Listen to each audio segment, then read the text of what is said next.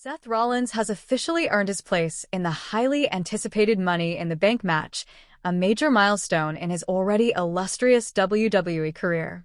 With his qualification, he now stands just one victory away from potentially securing a golden opportunity to capture any championship title at any time he chooses. This one is undeniably a huge step forward for Rollins, but as always in WWE, success attracts attention and conflict. CM Punk, a longtime rival and one of the most controversial figures in the wrestling world, has now launched a direct assault on Rollins. This attack wasn't just physical, it was symbolic. Punk is making it clear that he intends to challenge the power structure within WWE, and his first target is none other than the man many consider to be the face of the company today, Seth Rollins. However, there's a crucial distinction here. CM Punk is currently acting alone. He has no allies, no backup, and no stable to support him in this war. Meanwhile, Rollins isn't standing alone. He's backed by the formidable new faction known as Mixed, a group that's quickly gaining traction as one of the most dominating forces in WWE today. With such an imbalance, one has to wonder, what's CM Punk's next move?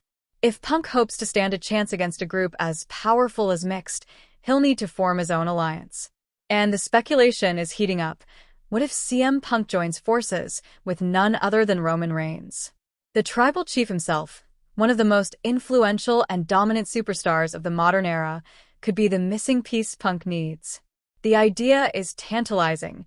Punk and Reigns, both former members of the Shield, uniting once again to take down a common enemy. But it wouldn't just be a two-man operation. Whispers in the locker room and among the fanbase suggest that a third member could be joining them. Who could this mystery partner be? Some are hinting at Zilla Fatu, the younger brother of Roman Reigns and a member of the famous Anoa'i wrestling dynasty. Others think it could be Dean Ambrose, now known as Jon Moxley, who is a founding member of the Shield alongside Punk and Reigns. While Ambrose has moved on to another promotion, stranger things have happened in WWE, and a surprise return is never out of the question. Today's episode of Raw was filled with subtle clues and overt statements, all adding fuel to this speculative fire. The show kicked off with appearances by Seth Rollins, Paul Heyman, Braun Breaker, and Bronson Reed. Right from the start, the commentators hinted that something big was brewing. WWE has always been known for planting hints and Easter eggs, and tonight was no different. As Rollins entered the ring, the atmosphere shifted. There was an undeniable energy, almost as if the crowd sensed that something significant was about to unfold. Paul Heyman took the mic and addressed the WWE Universe.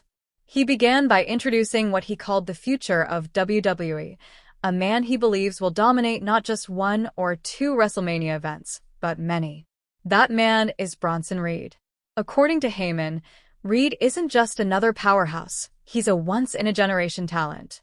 He predicted that Reed would headline WrestleMania 45, 46, 47, 48, and beyond, firmly establishing himself as a mainstay in WWE's main event scene. Heyman was passionate, claiming that this wasn't a hopeful prediction, it was a spoiler. In his view, Bronson Reed is destined to become the strongest, most unshakable superstar in WWE history. Heyman's belief in Reed is rooted in recent history, particularly in the damage he inflicted on Seth Rollins. Not even the likes of CM Punk or Roman Reigns have been able to hurt Rollins as severely as Reed did in a previous encounter. This brutality impressed not just Heyman, but Rollins himself, leading to Reed's official induction into the group Mixed. Heyman then turned the spotlight to the group's undisputed leader, Seth freakin' Rollins, calling him the visionary and the cornerstone of WWE's future. In Heyman's words, no one else can steer the company forward the way Rollins can. This alliance, made up of cunning strategy, raw strength, and dominant leadership, has become one of WWE's most fearsome factions. Heyman ended by commanding everyone to acknowledge Seth Rollins as the new power in WWE. But what does this mean for the rest of the roster, especially those who are not aligned with the group?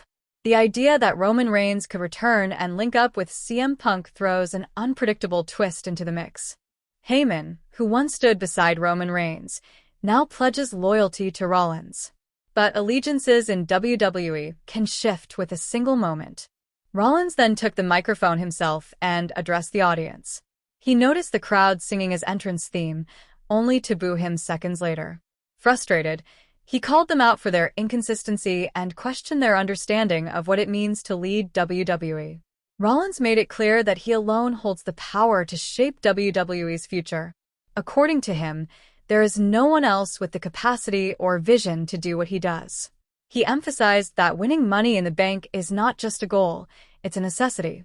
Once he gets that briefcase, he plans to cash it in strategically and become the new champion, solidifying his reign over WWE. He made it clear that nobody would stop him, not the fans, not CM Punk, and not even Roman Reigns. As the show continued, we saw several qualifying matches for Money in the Bank. Penta faced off against Dragon Lee in a hard-fought contest and emerged victorious, securing his spot in the high-stakes ladder match. Next, Rusev made quick work of Akira in a squash match, defeating him in mere seconds. But the carnage didn't stop there.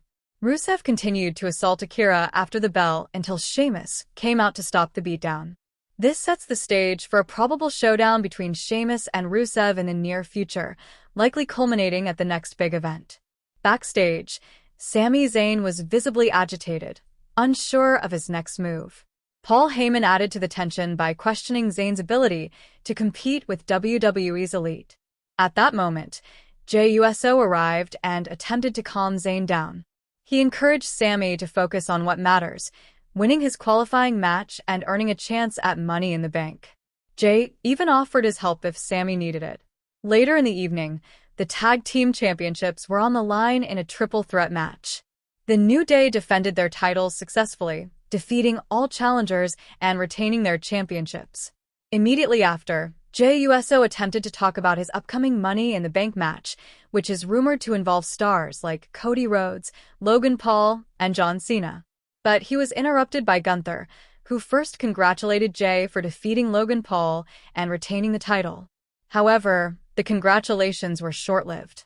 Gunther went on to insult Jey, suggesting that while he may have the heart of a good person, he doesn't possess the mindset of a true champion. Gunther claimed Jey's championship win was a fluke and vowed to take back the title at Money in the Bank. Jey responded passionately, declaring that he earned his title through hard work and determination, and he wasn't about to let anyone take it from him. He promised to defend his title and silence his doubters once and for all. The night concluded with a blockbuster triple threat match featuring Seth Rollins, Finn Balor, and Sami Zayn. Just as it seemed Sami was on the verge of victory, Bronson Reed and Braun Breaker interfered, turning the tide in Rollins' favor. With their help, Rollins pinned Finn Balor and secured his place in the men's